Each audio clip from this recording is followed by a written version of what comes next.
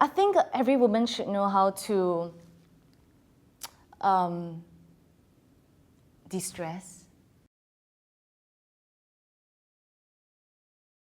For the longest time, I used to joke with some of my leaders. I would say, I sound like a clown. Why don't I have like yours? You're strategic, you are a visionary, you're futuristic, things like that.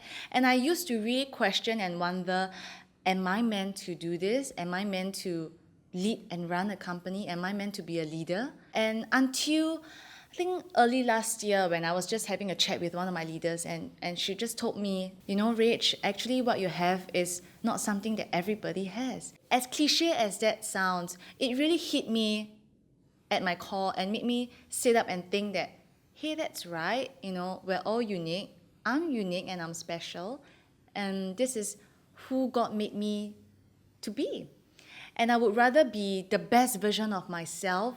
I used to compare myself with other leaders, other business people, or even other women. And it never used to be enough because the comparisons would never end. It would suck the life out of me, and it wouldn't be fulfilling at the end of the day for me, no matter how much I've achieved or how hard I've worked. When I really came to terms with my strengths, with who I am, who I'm meant to be, I realized that I could do so much more. I became very much more confident in the person that I am and I can be.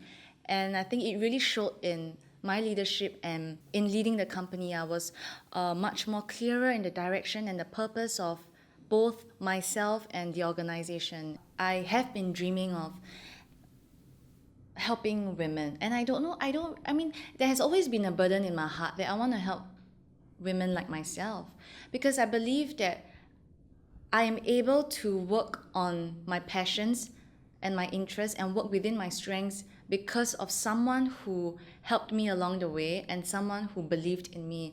And I would like to have a support system for that for other women. It does tremendous wonders to someone when you know that someone you look up to really believes in you and invests in you and wants you to grow and be better.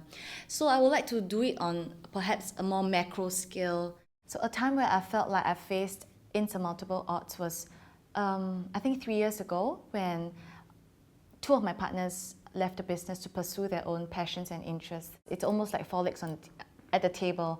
And then, with 2 down, it definitely affected the business in terms of, having to cover more grounds and take care of more things. It was very unstable. Yeah, and for me, I felt like I didn't know how we're going to do it and how we're going to make it, because all along we've had each other, even 10 years ago when we started Bonito Chico. But I told myself I don't have time to wallow in self-pity or negativity or to just worry.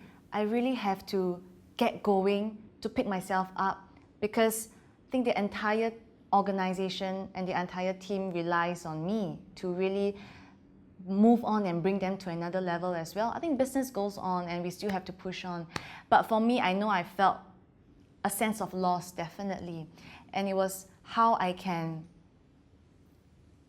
sustain the business and also bring it to another level. Looking back, I'm really thankful at how we managed to overcome, and I managed to just pick myself up, pull myself up by the bootstraps and just go and conquer. I think it's really important that we really go down to understanding our customers at every point of the business and every point in their life, so that we can always strive to be one step ahead of them.